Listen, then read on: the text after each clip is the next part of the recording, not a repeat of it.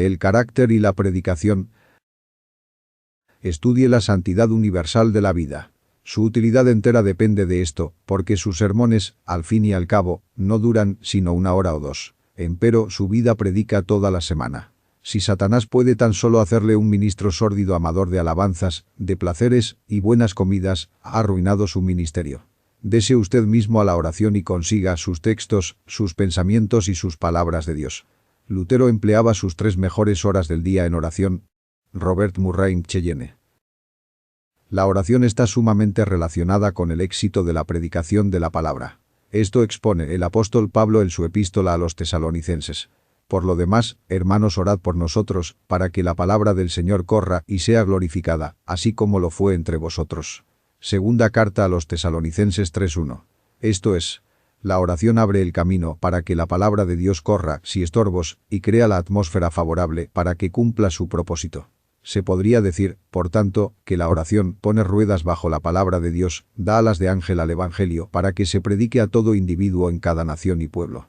La parábola del sembrador es un estudio notable de la predicación, mostrando sus diferentes efectos y describiendo la diversidad de oyentes que existen. A saber, la tierra está sin preparar y, como consecuencia, el diablo quita fácilmente la semilla, que es la palabra de Dios, y disipa todas las buenas impresiones, haciendo que el trabajo del sembrador sea inútil, lo cual es muy común en nuestros días.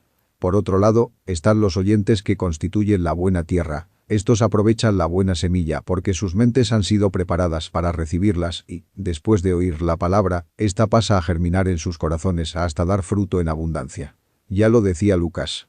Mirad, pues, cómo oís, Lucas 8:18. Y es que para estar conscientes de cómo oímos, es necesario entregarse continuamente al ejercicio de la oración. En efecto, los corazones de aquellos que escuchan deben de ser preparados mediante la oración. De otro modo, aunque al principio parezca que la palabra comienza a brotar, luego todo se pierde, sencillamente por la falta de oración, vigilancia y cuidado. Sabemos que el carácter, como la suerte del Evangelio, está confiado al predicador. Él hace o deshace el mensaje de Dios al hombre. En otras palabras, el predicador es el conducto áureo a través del cual fluye el aceite divino. Pero este conducto debe ser, no solo áureo, sino que ha de estar bien abierto y son, para que el aceite pueda tener una corriente plena, ininterrumpida y sin pérdida. Sin embargo, es importante que reconozcamos que el hombre hace al predicador. Es decir, el mensajero es, si es posible, más que el mensaje, el predicador, más que el sermón. Hace al sermón.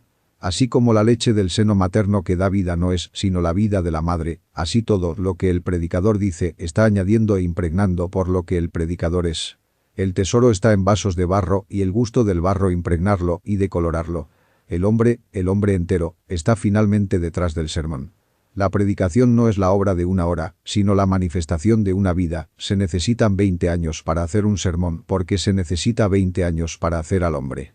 Y el sermón crece, porque el hombre crece. Es poderoso, porque el hombre es poderoso. Es santo, porque el hombre es santo y está lleno de la unción divina, porque el hombre está lleno de la unción divina. Pablo lo designó, mi evangelio, no por una excentricidad personal o por una apropiación egoísta, sino porque fue puesta, en su corazón y en su alma una confianza personal que se reflejaba en sus cartas paulinas, inflamadas y potencializadas por la fogosa energía de su alma ardiente. No obstante, los sermones de Pablo, ¿qué fueron? ¿Dónde están? Esbozos, fragmentos dispersos, flotando en el mar de la inspiración. Sin embargo, el hombre, Pablo, más grande que sus sermones, vive para siempre, en forma completa, rasgos y estatura, con su moldeador a mano en la iglesia. Y es que la predicación no es sino una voz. La voz en el silencio muere, el texto se olvida, el sermón fluye de memoria, mas el predicador vive. Asimismo, Pablo apela al carácter personal de los hombres que enraizaron el evangelio en el mundo. Explica el misterio de su éxito. La gloria y eficiencia del Evangelio están apostadas sobre los hombres que lo proclaman. Así, cuando Dios declara que los ojos de Jehová contemplan la tierra, para corroborar a los que tienen corazón perfecto para con él, segundo libro de las Crónicas 16:9, declara la necesidad de hombres y su dependencia de ellos, como un canal a través del cual él despliega su poder en el mundo. Un eminente historiador dijo que los incidentes del carácter personal influyen más en las resoluciones de las naciones que lo que cualquier historiador, filósofo o político quiera admitir. Esta verdad tiene su aplicación plena en el Evangelio de Cristo, ya que el carácter y la conducta de los seguidores del Maestro de Galilea cristianizaron al mundo, transfiguran las naciones y los individuos, mientras que un sermón no puede dar más vida que la que tiene el hombre que lo produce. Por ello, los hombres muertos dan sermones muertos, y los sermones muertos matan. Todo depende del carácter espiritual del predicador. Bajo la dispensación judía, el sumo sacerdote tenía escrito con letras enjolladas en su frontal: «Santidad a Jehová».